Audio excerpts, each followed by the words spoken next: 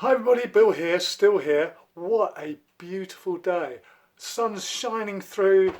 I'm feeling good today and I just want to give you another quick update. Look, I know most of you think that it's the wrong decision for me to go for the reversal.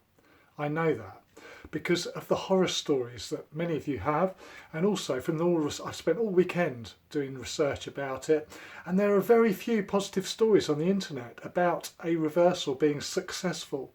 And remember, when Danko, my surgeon, says that there's no reason why it shouldn't be a successful outcome, that is from a surgeon's perspective a successful outcome where maybe you don't have any complications arising from the surgery, like internal bleeding, all that sort of stuff, and leaks and collections and all those other nasties. But of course that's different from what a successful outcome is for the individual, the patient, which is, in my case, wanting to be continent, wanting to be able to do things and be free of the toilet and the bag, of course.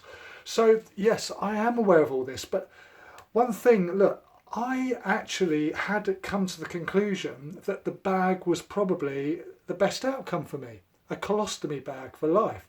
But I don't have one of those. I've got an ileostomy, or perhaps it's an ileostomy, because the interesting thing is the professionals seem to call it an ileostomy, and all this time I've been calling it an ileostomy. But anyway, whatever, the ileostomy that I have was put there as a loop to protect my bowel from the surgery, with the intention right from the start of having the reversal. So over the weekend I actually spoke to my old school pal, Nick Ray Jones, who is a senior colorectal surgeon himself. I've mentioned him before quite recently because I got some good advice from him about whether I should have a reversal a few vlogs ago. That was on an email. This time he was good enough to ring me and we had a chat for nearly 45 minutes. He was actually waiting for his operation, his theatre to be free, because he was about to go and do an operation. So, you know, this guy knows what he's talking about. And I talked over all of the pros and cons of the reversal and said, what would you do? He said he would definitely go for the reversal.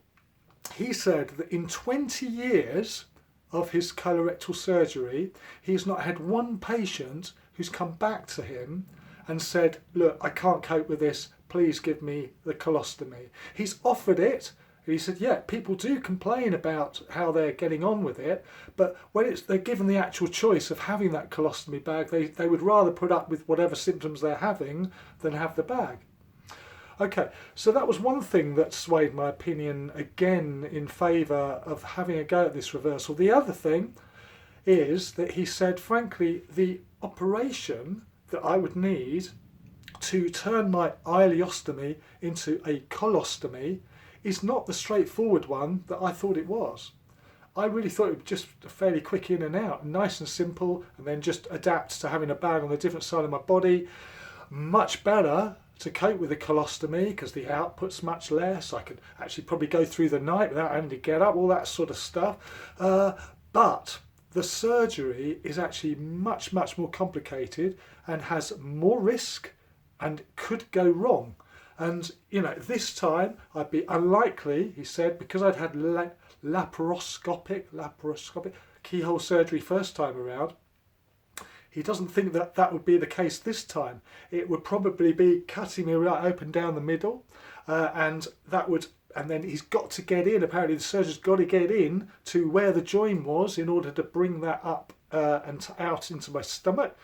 Yeah, nasty business. So the hands have got to go inside again. It's not something that can be done easily and simply, and it has got risks attached.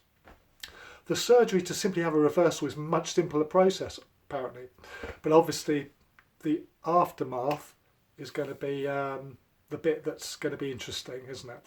So look, these are the reasons why, the good reasons I think I need to try the reversal. So yes, I know some of you have said, why are you giving me this advice about, you know, take the bag? Well look, these are some of the reasons why I feel I've got to have that reversal, even though I'm pretty sure It's going to be a very rocky road for me ahead. The other thing is, so having made that decision over the weekend, having spoken to Nick, I actually called the colorectal nurses yesterday morning and asked them to get a message through to Danko, the surgeon, saying, yeah, I really do want to go for this reversal now, that I'm going to give it my full go. You know, I'm going to really try and be positive about it, as I have been up until now, I hope. And please, can I just get on with it?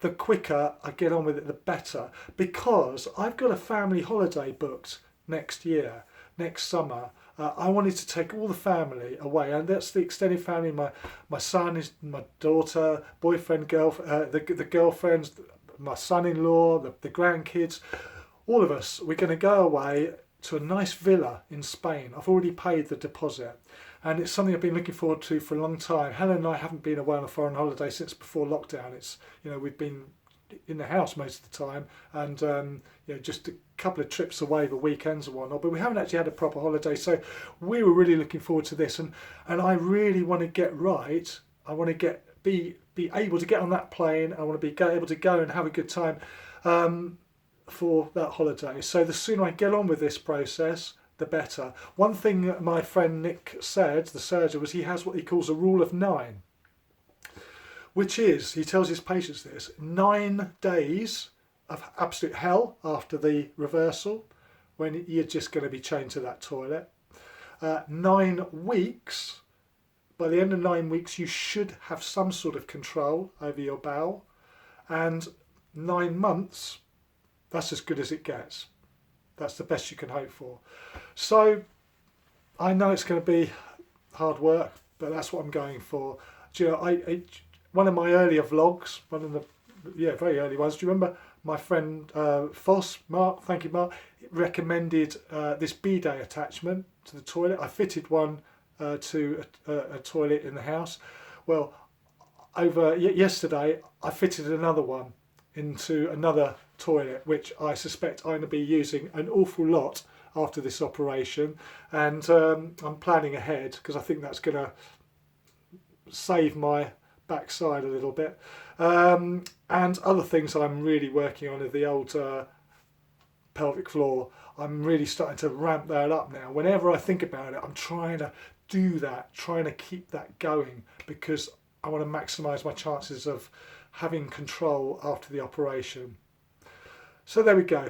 That's the reason why, and if you keep watching, you'll see how I get on, and I'm going to let you know. I'm going to make it all holes, no holds barred, as they say. You're going to get it all, and if I am on the toilet all the time, I'm going to let you know, and I know I'm going to be miserable. I'm sure I am. Not what I want. I can't even play with the grandkids. I can't go. It's half an hour away for me to go down and babysit for the grandkids. I know I'm not going to be able to do that. I won't be able to go to my dad. My poor old dad is, he needs care. He's half an hour away. I go and see him a couple of times a week. He needs care as well. He can't get out of the house really. I'm not going to be able to see him. I lost my mum like a couple of months ago, and poor old dad's on his own. And you know, I'm very much aware that life's going to be very difficult for a few months. So I'm going to have to write myself out of those visits. It's going to be really hard for me. But I hope you understand those are my reasonings and my rationale. And that's it. Okay, I'll keep you updated. Take care, everyone. Bye-bye.